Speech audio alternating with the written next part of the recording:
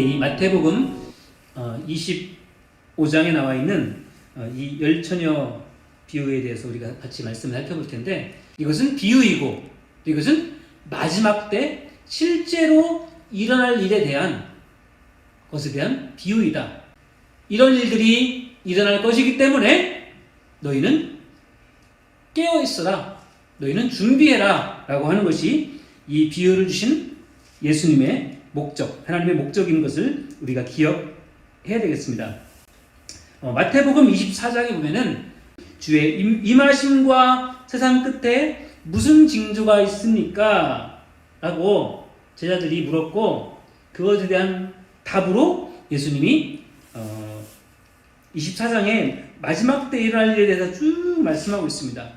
그 끝에 예수님이 세 가지 비유를 우리에게 말씀하고 있습니다. 결론과도 같이 우리에게 세 가지 비유를 말씀하고 있는데, 그 세 가지 비유 중에 첫 번째 비유가 오늘 우리가 살펴본 열처녀 비유라는 것입니다. 이 비유는 우리에게 하신 말씀이지만 언제 누구에게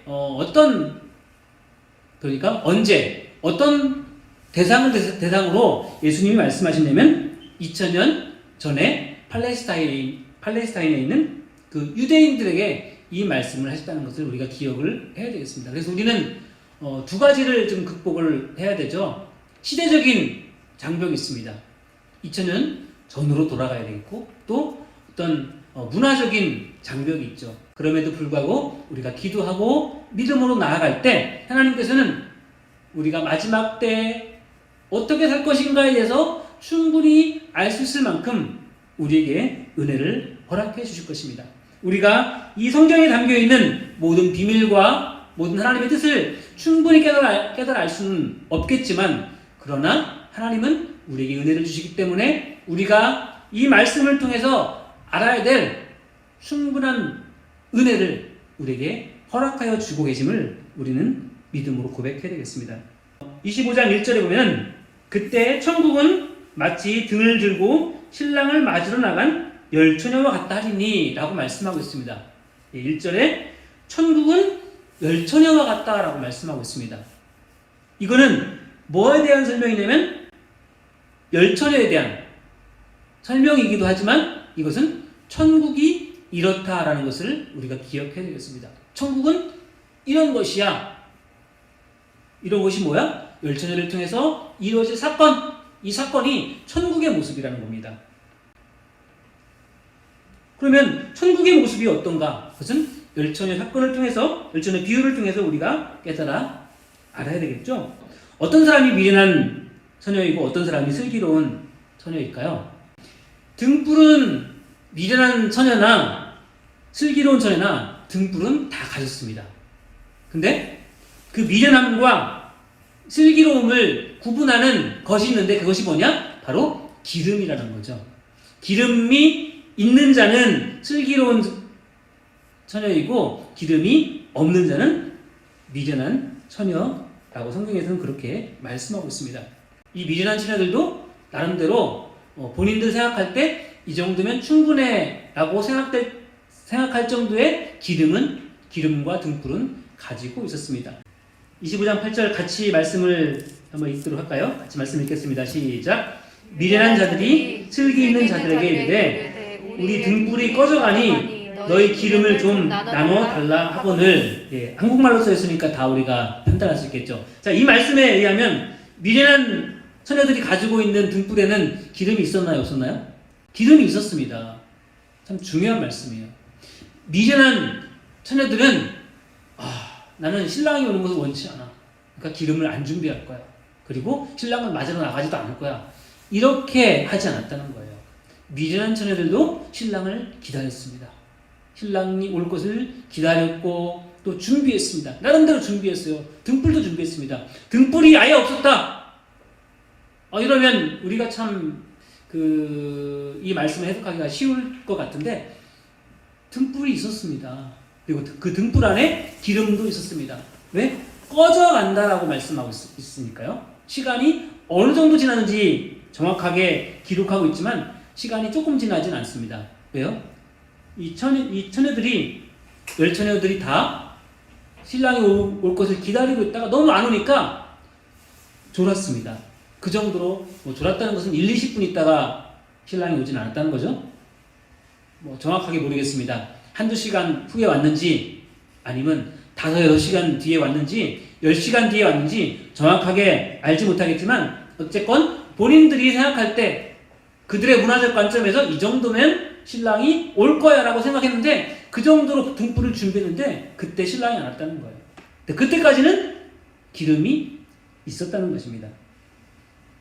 왜 그런데 성경에서는 이 5처녀, 충분히 기름을 준비하지 않은 이 5처녀에게 미련한 처녀라고 지금 준비성이 없는 처녀야 이렇게 말하면 좀 이해가 될 텐데 왜 미련한 처녀라고 그렇게 말씀했는지 우리가 기억을 해야 되겠습니다. 25장 3절 말씀 같이 다시 한번 읽어보겠습니다. 시작. 미련한 자들은 등을 가지되 기름을 가지지 아니하고 4절이요. 슬기는 자들은 그릇에 기름을 담아 등과 함께 가져갔더니 슬기는 사람들은 가지되 미련한 자들은 갖지 않은 것이 있습니다. 뭐죠? 기름을 가지지 아니하니 4절에서 슬기 있는 자들은 기름을 담아 등과 함께 가져갔더니 그 등불 안에는 분명히 기름이 있었을 것입니다. 여유의 기름을 가졌는가 가지지 않았는가의 차이에 대해서 말씀하고 있고 이것에 대해서 미련한 자들이라고 말씀하고 있고 또 슬기 있는 자들이라고 그렇게 말씀을 하고 있습니다. 근데 아니 기름을 충분히 더 준비한 것과 기름을 그냥 뭐 보통 그 결혼식과 비슷하게 기름을 준비한 것, 이 차이 때문에 미련과 슬기를 나누고 나중에는 무슨 일이 생기죠? 혼인잔치에 초대를 받지 못합니다. 혼인잔치에 들어가려고 하니까 너희는 초대받지 못했어 하고 문을 닫아버립니다. 너무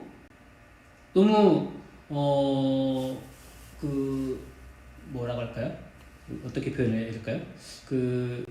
완곡하게 거절한 것이 아닐까, 너무 각박한 것이 아닐까, 이렇게 우리는 충분히 생각할 것입니다. 우리 한국적인 정서에 의하면 왜 그렇겠죠? 시골에서 혼인잔치가 있어. 근데 신부 친구들이 좀 늦게 왔어. 그것도 신랑 친구들도 아니고 신부 친구들이 늦게 왔어.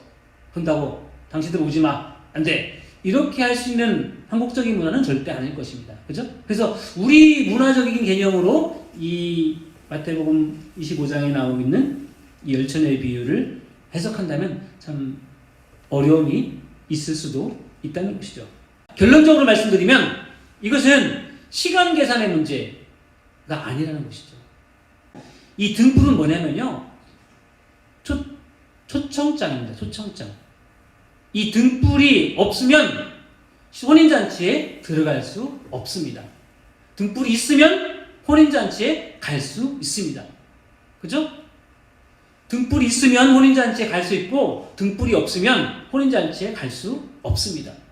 그러면 이 혼인잔치에 대해서 얼마나 소중하게 생각하는가, 그것에 의해서 기름을 얼마나 준비하는가를 결정할 수도 있다고 생각할 수 있습니다. 그 혼인잔치에 꼭 가고 싶은 사모하는 마음, 가야 되겠다는 열정, 그리고 갈 수 있도록 준비가 되어 있어야 된다는 거죠. 그런데 어쩌면 그런 것들에 대해서 이 미련한 자녀도 꼭 가고 싶은 마음이 있었을지도 모릅니다. 그런데 실제 행동에 있어서는 꼭 갈 수 있도록 준비를 충분히 하지 못했다는 거죠. 다시 한번요. 정말 그 혼인잔치가 꼭 가야 될 만한 중요한 혼인잔치였다면 이 미련한 5처녀도 만약에 있을지 모를 어떤 사고나 만약에 있을지 모를 어떤 상황을 위해서 충분한 양의 기름을 준비했어야 된다는 거죠. 이것은 단순히 수학적인 계산을 잘못했다 잘했다 이 문제가 아닐 것입니다. 얼마나 그 혼인잔치를 사모했고 얼마나 이 혼인잔치를 소중하게 생각했고 얼마나 이 혼인잔치에 가려고 준비를 했는가? 그것의 여부가 슬기와 미련을 구분 짓는다는 것이죠. 이 열처녀비유에서 기름이 무엇인지의 해석에 대해서 해석이 참 분분했었습니다. 어떤 분들은 기름은 성령이다, 또 뭐 성령 충만함이다, 또 믿음이다, 뭐 하나님의 은혜다, 다양한 해석들이 있습니다. 근데 그도 그럴 것이 이 기름이 없어서 미련한 처녀들이 잔치에 초대를 받지 못했고 밖에서 슬피 울며 이를 갈 수도 있었기 때문에 그런 모습이 등장하기 때문에 기름은 굉장히 중요한 것이죠. 그런데 기름이 무엇인가에 대한 해석보다는 기름을 준비했는가 준비하지 못했는가에 대한 그 결과가 중요한 것을 우리가 기억해야 되겠습니다. 여기서 잠깐 유대인들의 어떤 그 문화를 살펴보면 유대인들은 신랑이 올 때 등불을 준비해서 신랑이 오는 길을 비춰줘야 한답니다. 근데 이 신랑의 집으로 신랑이 들어올 때 이 등불을 가지고 준비하는 사람들은 그 사람들이 초청 받은 사람이고 그렇지 않은 사람들은 불청객이랍니다.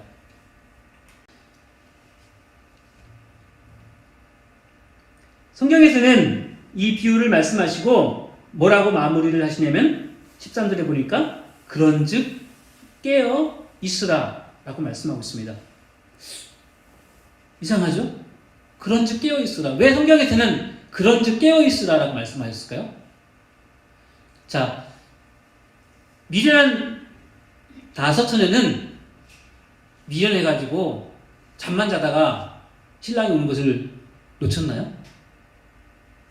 아니면 슬기로운 다섯 처녀는 눈 한 번 깜빡거리지 않고 정말 긴장하고 있다가 신랑이다 라고 했었을 때 얼른 뛰어나가가지고 신랑을 맞을 준비했나요? 그렇지 않습니다. 미련한 처녀들이나 슬기로운 처녀들이나 둘 다 졸았습니다. 그래서 깨어있으라 이 말은 졸지 말아라 라는 말이 아닙니다. 25장 13절에 이 비유의 결론과도 같이 깨어있어라 라고 말씀하고 있고 그 뒤에 이유에 대해서 말씀하고 있습니다. 이유가 뭐죠? 말씀 같이 한번 읽겠습니다. 25장 13절 말씀 같이 읽겠습니다. 시작. 그런즉 깨어있으라 너희는 그날과 그때를 알지 못하느니라. 아멘. 이게 연결이 됩니까? 깨어있어야 돼 라고 말씀하시는데 그 이유에 대해서 그날과 그때를 알지 못하느니라 라고 말씀하고 있습니다. 연결이 잘 되나요? 잘 되죠. 아주 매끄럽은지는 모르겠지만 그날과 그때를 알지 못하기 때문에 언제 예수님이 오실지 알지 못하기 때문에 깨어있어야 된다는 거죠. 근데 여기서 깨어있어야 된다는 것이 아까도 제가 잠을 자지 말라는 말씀이 안 했죠. 그러면 깨어있으라는 것은 뭐죠? 미련한 처녀같이 기름을 준비하지 않는 삶이 아니고 슬기로운 다섯 처녀같이 뭘 하라는 거예요? 기름을 준비하고 있어요. 이것이 이 비유의 결론입니다. 그러면 기름을 준비하는 삶은 무엇일까요? 기름을 준비하는 삶. 그것이 깨어있는 삶이라고 성경에서 그렇게 말씀하고 있습니다. 그것은 예수님이 언제 올지는 아무도 모른다고 말씀드렸죠. 그 예수님이 내일 오시더라도 혹은 10년 뒤에 오시더라도 1년, 100년 뒤에 오시더라도 그 오실 주님을 우리가 맞이할 수 있을 만큼 믿음으로 깨어있는 삶, 믿음으로 의식적으로 깨어있는 삶, 이것이 기름을 준비하는 삶이고 깨어있는 삶이라고 이렇게 말씀드릴 수 있겠습니다. 아멘. 근데 미련한 다섯 처녀는 결혼잔치에 초대를 받았지만 정말 간절한 마음으로 그 결혼잔치에, 혼잔치에 참석하고 싶은 그런 마음이 그들 안에 있었는지 우리가 생각해 봐야 되겠습니다. 미련한 다섯 처녀와 슬기로운 5처녀는 한 곳에 있습니다. 근데 그들이 다 똑같이 결혼 잔치에 신부의 불명으로 초대를 받았어요. 네. 슬기로운 5처녀는 혼인잔치에 들어갔고 미련한 5처녀는 혼인잔치에 들어가지 못했습니다. 이것은 어쩌면 우리의 교회와도 같다라고 할 수 있을지도 모르겠습니다. 원래 교회는 믿는 사람들의 모임이기 때문에 성육잔치에 들어가지 못하는 사람이 있으면 안 되겠죠. 그런데 천국비유에서 같이, 예수님의 천국비유에서 같이 지금 오늘날 우리가 보이는 우리 교회 안에는 미련한 처녀와 슬기로운 처녀가 섞여 있다는 거예요. 알곡과 가라지가 섞여 있다는 것입니다.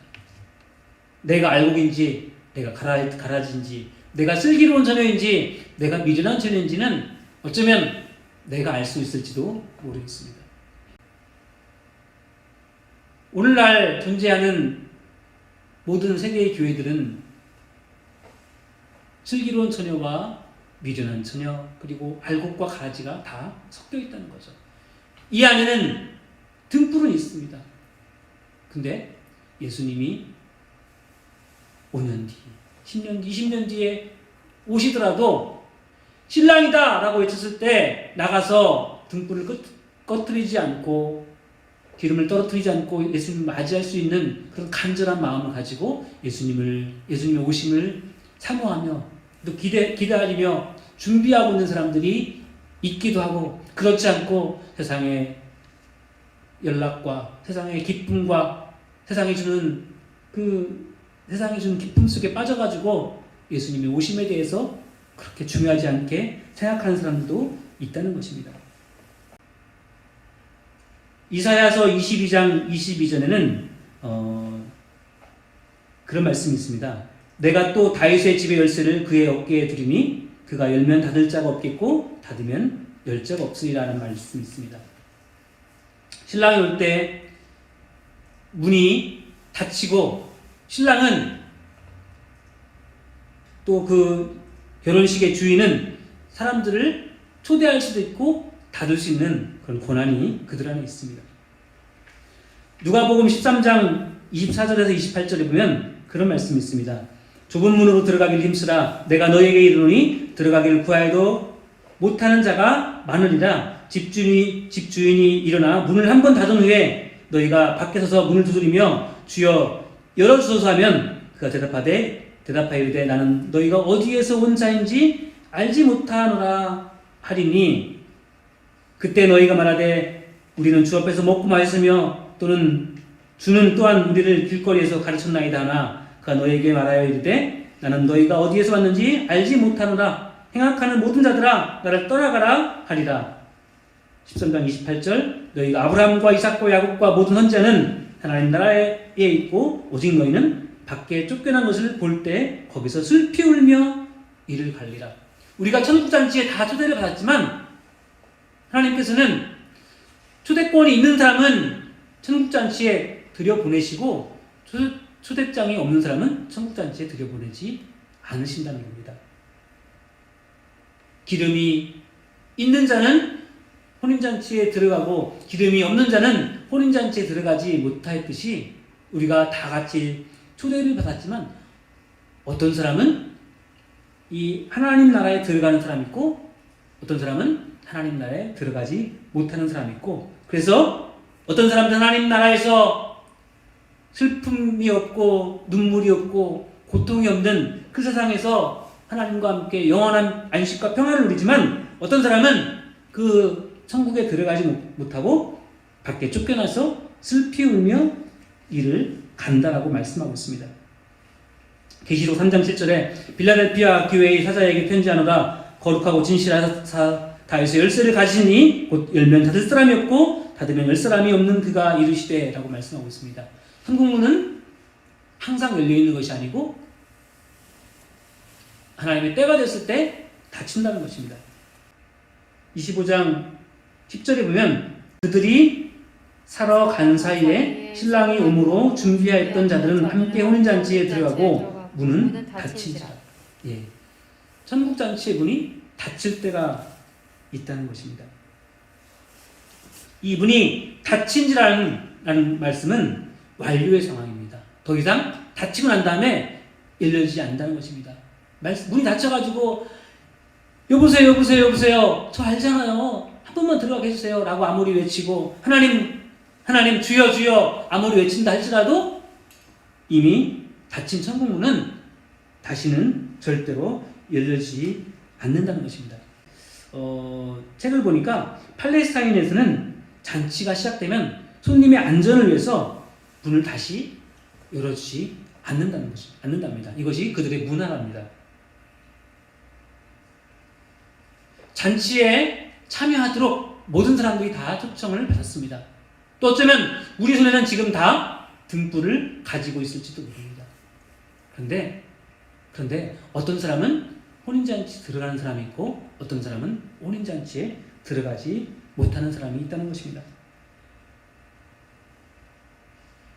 우리가 다 초대를 받았지만 시간이 늦으면 더 이상 그 문을 닫히고 참여할 수가 없다는 것입니다.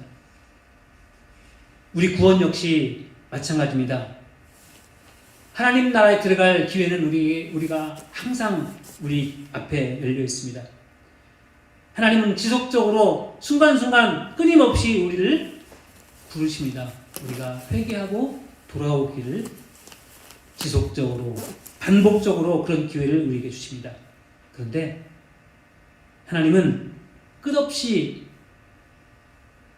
무한적으로 우리를 기다리시지만 그러나 하나님의 때가 찼을 때 이제 문을 닫겠다라고 하나님이 결정하시면 더 이상의 기회는 우리에게 없다는 것입니다. 이것은 노아의 방주를 통해서 우리가 잘 알고 있습니다. 마태복음 24장 말씀에 보면은 그런 말씀이 있습니다. 그러나 그날과 그때는 아무도 모르나니 하늘의 천사들도 아들도 모르고 오직 아버지만 아시느니라. 노아의 때와 같이 인자의 임함도 그러하리라. 홍수전에 노아가 방주에 들어가던 날까지 사람들이 먹고 마시고 장가들고 시집가고 있으면서 홍수가 나서 그들을 다 멸하기까지 깨닫지 못하였으니 인자의 임함도 이와 같으리라. 노아 시대 때 수많은 사람들이 살고 있었지만 그러나 노아 가족 8명 외에는 아무도 방주에 관심이 없었고 방주에 타지 않았습니다. 어쩌면 그들은 노아와 그의 가족이 방주를 만들고 방주에 타고 있을 때 굉장히 비웃었을 것입니다. 미련한 사람들이라고 그렇게 비웃었을 것입니다. 근데 하나님이 때가 되고 홍수가 났을 때 그들은 아무도 구원함을 받지 못하였습니다. 성경에서는 그렇게 말씀하고 계십니다. 그때 두 사람이 밭에 있음에 한 사람은 데려가고 한 사람은 버려둠을 당할 것이요, 두 여자가 맷돌질을 하고 있음에 한 사람은 데려가고 한 사람은 버려둠을 당할 것입니다. 하나님이 정하신 때 하나님을 믿고 영접하는 사람, 그 사람을 하나님이 구원해 주신다는 것입니다. 같은 교회에 출석하고 있고 혹은 옆자리에 앉아서 같이 찬양을 하고 기도를 했는지는 모르겠지만 그 중에 한 사람은 구원함 받고 한 사람은 구원받지 못한다는 것입니다. 둘 다 똑같이 맷돌질을 하고 있는데 한 사람은 구원함을 받고 한 사람은 버려둠을 당할 것이라고 말씀하고 있습니다. 그러면서 마태복음 24장 42절 그렇게 말씀하고 있습니다. 그러므로 깨어있으라. 어느 날에 너희 주가 임하는지 너희가 알지 못함이니라. 이 말씀을 우리 스스로가 내가 구원받았는지 내 구원을 확신하면서 내 구원이 믿음 위에 있는지 내 구원을 확인하면서 이 말씀을 살펴봐야 되겠고, 또 내 구원이 확실하다고 내가 믿음 위에 거한다면 내 주변의 가족과 내 주변의 형제 자매들, 내 주변의 친척과 내 주변의 친구들이 깨어있는지 그들을 살펴봐주고 그들을 위해서 기도해야 될 영적인 책임이, 의무가 우리에게 있음을 우리는 기억해 줘야 되겠습니다. 천국문이 닫혔을 때 어떤 사람들은 주여 우리에게 열어주소서라고 외칩니다. 이것은 우리가 주여 주여 해도 나는 너희를 도무지 모른다고 하신 주님의 말씀을 연상할 수 있는 그런 말씀입니다. 이제 말씀을 마치겠습니다. 열전의 비유는 주님의 재림은 아무도 예측할 수 없다는 말씀입니다. 성경은 분명히 말씀하고 있습니다. 그날과 그때는 아무도 모른다. 성경은 도적같이 이른다라고 말씀하고 있습니다. 도적은 예고하지 않고 오기 때문에 우리가 깨어 있어야 되죠. 그런데 성경은 또 다른 말씀을 하고 있습니다. 믿는 자에게는 도적같이 오지는 않는다라고 말씀하고 있습니다. 하나님의 은혜입니다. 우리가 기도하고 준비하고 깨어있다면 도적같이 우리가 예수님을 맞이하지 않는다는 말씀입니다. 물론 기도하고 깨어있으면 몇 날 몇일 며칠에 예수님이 환상을 보여주시고 음성을 들려주셔서 깨서 알게 하신다는 말씀은 아닙니다. 절대로 그런 말씀은 아니지만 천기를 하늘의 구름을 바라보면서 몇 구름을 바라보면서 비가 오겠구나라고 알 수 있듯이 마태복음 24장에 나와 있는 성경에 나와 있는 마지막 때의 징조를 바라보면서 이제 주님이 오실 때가 정말 가까웠구나. 정말 가까웠구나. 정말 가까웠구나. 내가 믿음 위에 서야지. 내 가족을 믿음 위에 세워야지. 라고 우리가 준비하듯이 그러한 준비를 우리가 해야 된다라고 이렇게 말씀하고 있습니다. 그러나 노아 때처럼 우리가 세상의 연락에 빠지고 세상에 주는 기쁨과 세상 속에 빠져만 산다면 우리는 노아의 방주대와 같이 도적과도 같이 강하고 급하게 오는 주님을 맞이할 수도 있다는 것입니다. 그래서 우리가 잘못하면, 우리가 믿음에 서지 못한다면, 우리가 예수님을 인격적으로 만나지 못한다면 우리는 천국잔치에 들어가지 못하고 밖에 쫓기어서 슬피 울며 이를 감이 있을 수도 있다는 것입니다. 그렇기 때문에 성경은 우리에게 분명히 경고를 하고 계십니다. 그런즉 깨어있으라. 너희는 그날과 그때를 알지 못하니라. 기도하겠습니다.